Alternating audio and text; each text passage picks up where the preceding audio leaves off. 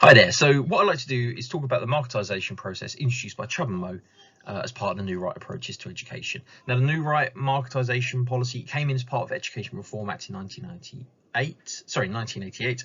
There was a lot of elements to it, and it had radical changes to education. And this diagram is something I produced to help me understand the whole process. Now, I'm going to go through it a little bit with you and hopefully try and explain it. But as I say, if this helps you and as it helps me being a visual learner, then feel free to use it, take a screenshot, print it out, put it in your folders. I'm going to talk through the processes to hopefully explain it all. If it doesn't work for you, hopefully you might pick something out from this that does help you understand marketisation. So here we go. So we're going to start with two schools. School A on the left in green and School B on the right in blue.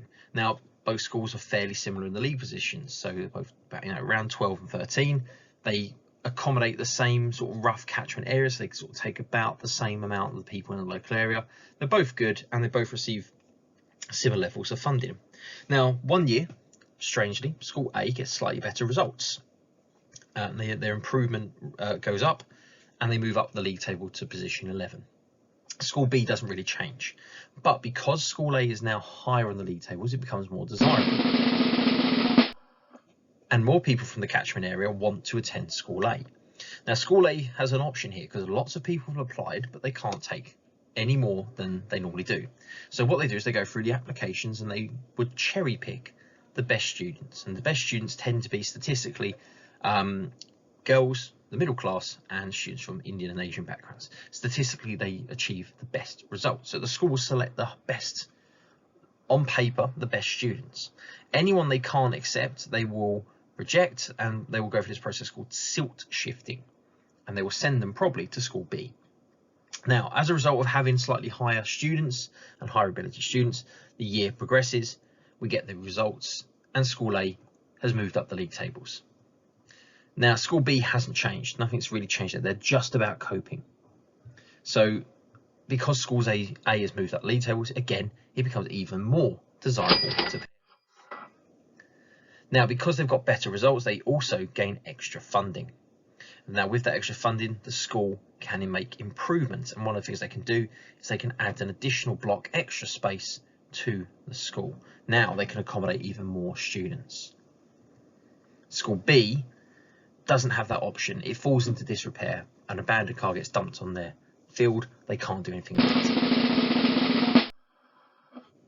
Now, the catchment area for School A and those who want to go to School A grows. Parents are willing to travel and send their kids further afield to get to School A. It's the more desirable school. School B, less people are going to go, and generally these would be the what we call the disconnected local choosers. The people who are closer to school don't really have the option to travel, so just go to School B because it's the closest. Now the process repeats. School A gets loads of applications. They can take on more students now. They select and cherry pick the best students from the application, and they silt shift the ones they don't want over to School B. The following summer, results come out. School A gets excellent results. They move further up the league tables. School B starts to drop down those league tables. Because of the better results, School A gets additional funding. Now, with the extra funding, they can buy some greenery to make the school look more inviting. They can spend it on luxuries to help education, like a school helicopter, for example.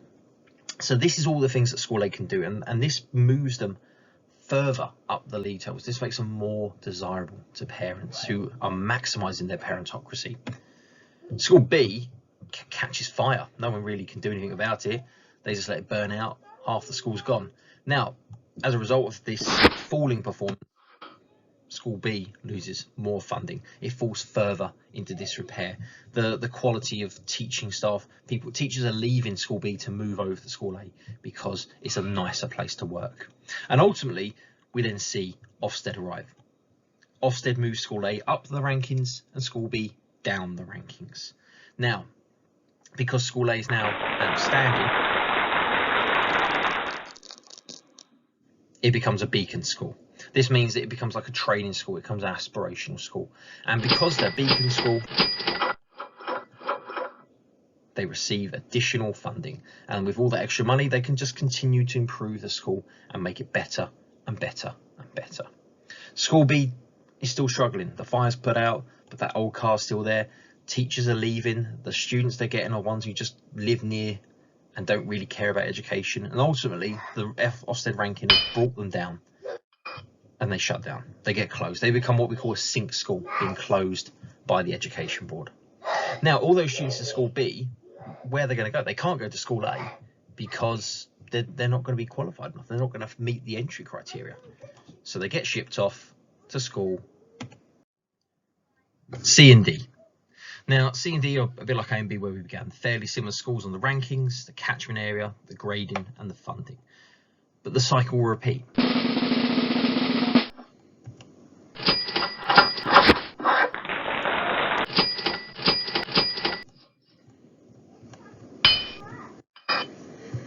And as we see, the process continues over and over again.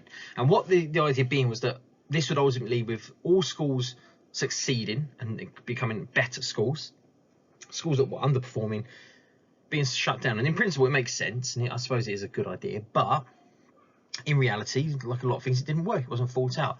All those schools that shut down become what we call sink schools. They close. All the students who go to them, the catchment area they fulfill, are disadvantaged as a result, because again, particularly students from B and D can't just then go to A and C because they won't meet the entry criteria. And the cycle repeats. Now, just some evaluations of marketisation and the new right approach. So a positive thing is that, the bringing in a national curriculum as part of the Education Reform Act, it was good for girls. It brought in a national standard and it allowed boys and girls to study all the same subjects, brought in a bit of equality. But on the downside is marketisation. Not every social class has the opportunity, the choice to have freedom with education, and they're limited by material and cultural factors.